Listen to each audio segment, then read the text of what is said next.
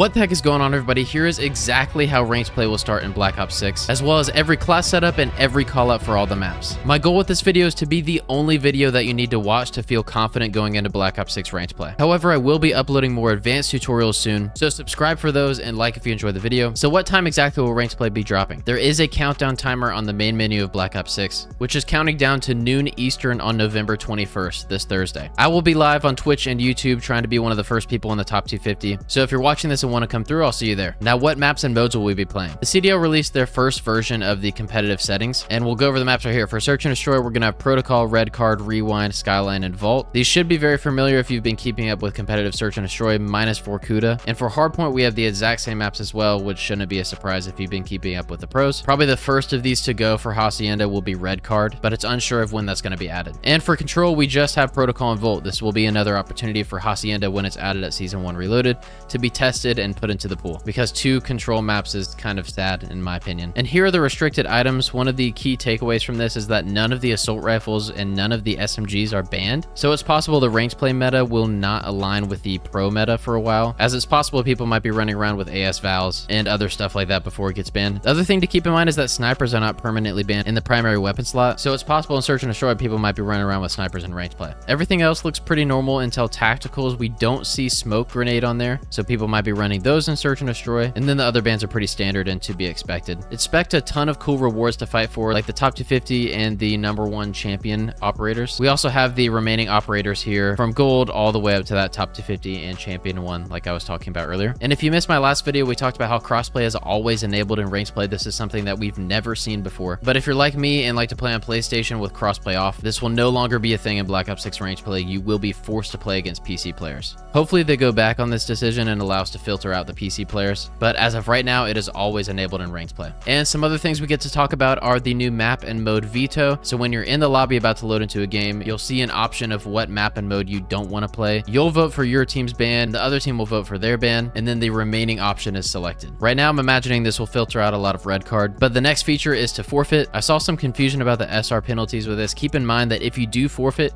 they count as a standard loss. You don't get an additional SR penalty, but you will still lose SR if you do forfeit. And then for the party skill restriction, you can play in a 4-stack with anyone of any rank, but keep in mind that the skill-based matchmaking takes into account the highest rank in your stack. So if you're a bronze playing with a top 250 player, you will get in top 250 lobbies. We should also note that that restriction is only lifted for 4-stacks. If you go in with a 2-stack or a 3-stack, you will still only be able to party up with people around your rank. Now up next, we're going to get into the class setups, and I'm just going to show you the main loadouts that the pros have been using, starting with the Jackal PDW.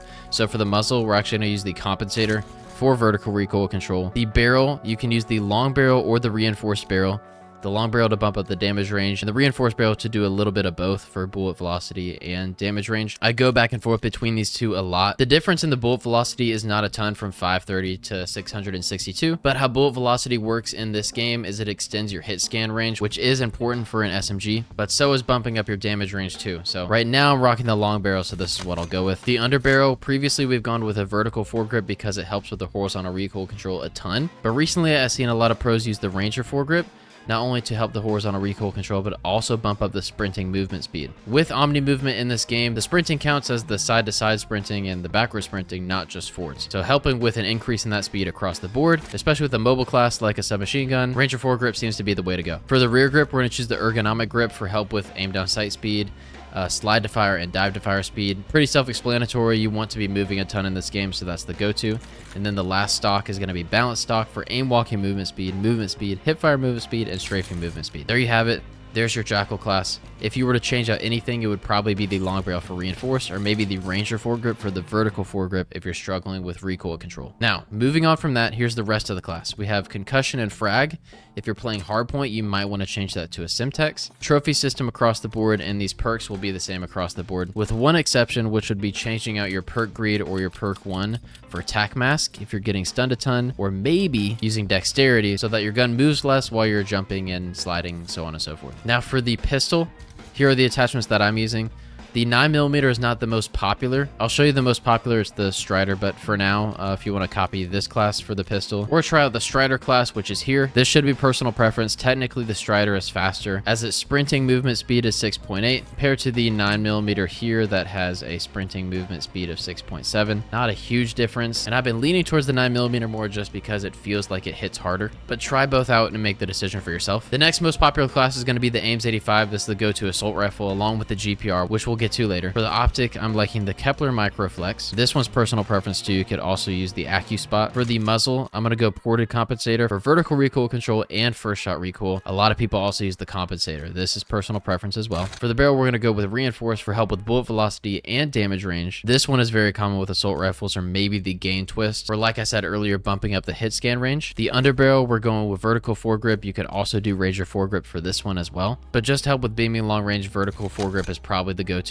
And then the rear grip, we're going with that same ergonomic grip from earlier for the aim down sight improvement and dive to fire and slide to fire improvement as well. This is the Ames 85 class with the rest of the class here. And then the last class that we'll be going over today is the GPR, just because these are the three most popular in pro play right now. For the GPR, we're going Kepler Microflex. We're going compensator for the vertical recoil control. For the barrel, we're going reinforced as well. This class will start to seem very familiar as we're going with vertical foregrip for the horizontal recoil control. And then the last attachment, per usual, is going to be the ergonomic grip, again for help with mobility. And those are your top three class setups. I would stay tuned to this channel as I'll update as the metas change, or if there are any broken guns that somehow are added into ranked play that aren't allowed in pro play. Up next, I'll quickly go over the main callouts for all the ranked maps. That way you can feel confident turning on voice chat in your first ranked games. This right here is P1. On the other side is mid gun. Breaking into this building here is P3. If you go up these stairs, this leads to top P3 or top windows. There is top zip up here as well, as there's the zip that takes you up. All of this area is B Street. There's also boat. This is P2 or plat. We can go through open or big door, which leads to P4. This whole area is P4 or A-bomb. This is spiral stairs or spiral. Going from P4 into this building, we have the zip. Zip will take you up to pool table or arcade. This is mid-cut. Mid-cut leads to tower, looking down here inside of the tower. And then over on this side, we have heli and B-bomb. On red card, we have B-bomb or cafe. This is P5. We also have ticket. We have both sides of ticket. You can call it your side as well as their side. Ticket leads to middle or P1. We have both top sides, so their top and our top. We have top window on each side. This is hedge, so mid hedge, our hedge, their hedge. Over here is stage. You can call it top stage and lower stage. A-bomb is over there as well. Over here we have soccer or P2. Heading back towards bus, we have P3. In this room right here. And you also have camera. You can call it our camera and their camera when playing on P5. With rewind up next, we have square or P3. P3 leads into diner or burger. Through this door here is laundry. Going through laundry leads to elephant or stage. This is A-bomb. Breaking out this glass, we have hedge. Over hedge wall leads to the 18-wheeler. This is truck or B truck. Gray crate through these double doors is gens, and gens leads to zig because of this area here, which leads back into the A-bomb site. And if we go out of gens doors, this is RV, and this area here is P2. Going through this door in P2, this is orange. Coming from hedge, this building here is office, and the building behind it is P4. On skyline, we have mid stairs. If we go down the mid stairs, this leads to P4 or spa. Over here is bottom bed because of the bedroom. This is mid cut. Mid cut leads to the pool. Also P1. You can call this hot tub here. A lot of people sit on the hot tub heady. Up here, of course, on this plat is top bed. Mid steps that we were talking about earlier lead to top bridge. And going from top bridge, we have the top piano steps.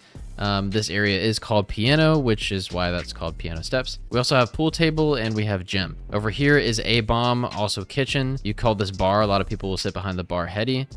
I call this fireplace because a lot of people will sit back here. Here we have plat or top plat. This leads into B-bomb or P2. This is zip. We of course have underground or vent. Back helipad is over here. Last is vault. We have statue. Statue leads into P4. This is low P4. We can also climb up to top P4 or top balks. Coming out of P4, this leads to lion. Lion leads to lights, which leads to mid or P1. This is mid hole that drops down into vault. Vault leads to A-bomb, which leads to pool. If we jump up from pool, we have balcony. Balcony leads to top cat, and cat, of course, looks back down into mid. And then we have cat stairs on this side, and on this side we have rugs. Pushing out of balcony, we're going to palms. All of these are palm headies. Palm headies lead into P2. This is P2 right here. Breaking out a P2 door, we have long, which is back here behind P2. compared to short, which is up close, front P2. This is also truck. Out here in B Street, we have fire car. This area is P3 right here, which leads to the mid cut, and these doors go back into mid or P1. We also have B building and yet another important top plat that looks over P3. And that's going to do it for some quick tips, some class setups, and some callouts for range play. I hope you're looking forward to Thursday. I will catch you there live on stream. And if this video helped, definitely let me know with a like or a subscribe, and I will catch you next time at lunchtime.